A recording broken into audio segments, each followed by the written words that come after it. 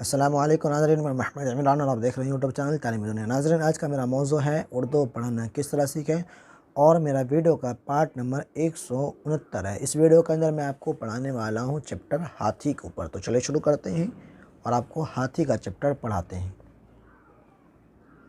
بسم اللہ الرحمن الرحیم۔ ہاتھی۔ نمبر 1، یہ ٹن ٹن گھنٹے کی آواز کہاں سے آئی؟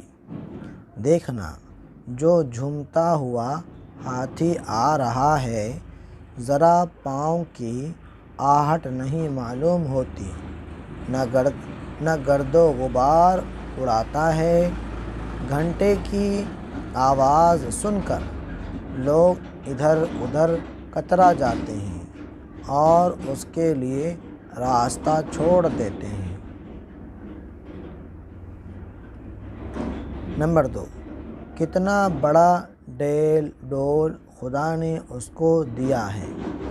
یہ صحرائی جنگل کو بولتا ہے، صحرائی جانوروں میں سب سے بڑا اور قوی ہے، مطلب قوی کے معنی طاقت والا۔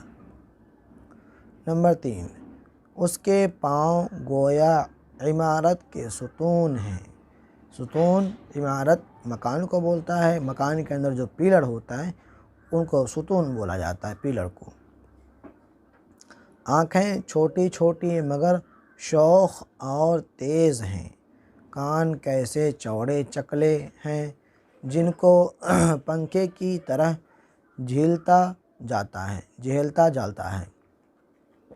نمبر 4، ہاتھی کی گردن بہت چھوٹی ہے مگر نہایت موٹی ہے۔ جو ایسی موٹی نہ ہوتی تو اس کے سر کا بھاری بوجھ کیوں کر اٹھاتی۔ اوپر کے جبڑے میں سے کیا اچھے دبلے سفید دانت نکلے ہوئے ہیں۔ یہ بڑے ہی سخت اور وزنی ہوتے ہیں۔ کیا دانت؟ ذرا الٹا لیتے ہیں۔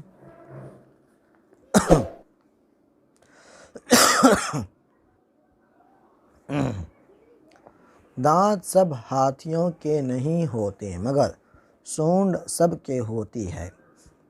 نمبر 5، ہاتھی کے تمام جسم میں سونڈ ہی عجیب و غریب چیز ہے۔ سر سے پاؤں تک لٹکی ہوئی ہے۔ کسی گاؤں دم ہوتی چلی آئی ہے۔ کیسی گاؤں دم ہوتی چلی آئی ہے۔ یہ ہی اس کی ناک ہے اور یہی اس کا ہاتھ۔ اس کو ہر طرف گھما سکتا ہے۔ اس کے وسیلے سے چھوٹی سے چھوٹی اور بڑی سے بڑی چیز اٹھا سکتا ہے۔ نمبر 6، ہاتھی اپنی سونڈ سے درختوں کو اکھیڑتا اور شاخوں کو توڑتا ہے۔ شاخ ٹہنی کو بولتا ہے۔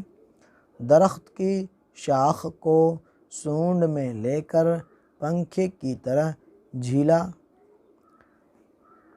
چھیلا کرتا ہے۔ کوئی چھوٹا سا دانہ زمیں پر پڑا ہو تو اس کو بھی سونڈ کی نوک سے اٹھا سکتا ہے۔ نمبر 7، اس کو غسل کا بڑا شوق ہے۔ اپنی سونڈ پر پانی بھر کر بدن پر چھڑک لیتا اور پینے کے وقت منہ میں ڈال لیتا ہے۔ اور اوپر کرتے ہیں۔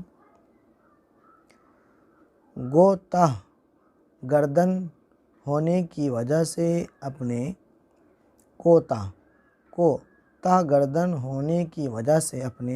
منہ کو پانی تک نہیں پہنچا سکتا۔ دیکھیں میرا آواز جو ہے دھیرے دھیرے بیٹھتا چلا جا رہا ہے، مجھے کھانسی ہے۔ ایشیا اور افریقہ کے ملکوں میں یہ جانور پایا جاتا ہے۔ جب اس کو بنوں اور جنگلوں میں سے پکڑ آدمی سدھا لیتے ہیں تو بڑا ہوشیار اور حلیم اور فرما بردار بن جاتا ہے۔ اب یہاں پہ کچھ معنی آ رہا ہے۔ غبار، غبار کے معنی ہو گیا دھول۔ حلیم کے معنی ہو گیا برداشت کرنے والا۔ فرما بردار کے معنی ہو گیا حکم ماننے والا۔ ستون، کھمبا۔ غریب، اجنبی۔ صحرائی، جنگل میں رہنے والا۔ عمارت، بلڈنگ۔ کوتاہ، چھوٹا، مختصر۔ تو آج کے لیے میرا سبق اتنا ہی رہے گا۔ امید کرتا ہوں کہ ویڈیو پسند آئی ہوگی۔ پسند آنے پر ویڈیو کو لائک شیئر ضرور کریں۔ ملتے ہیں اگلی ویڈیو میں۔ اللہ حافظ۔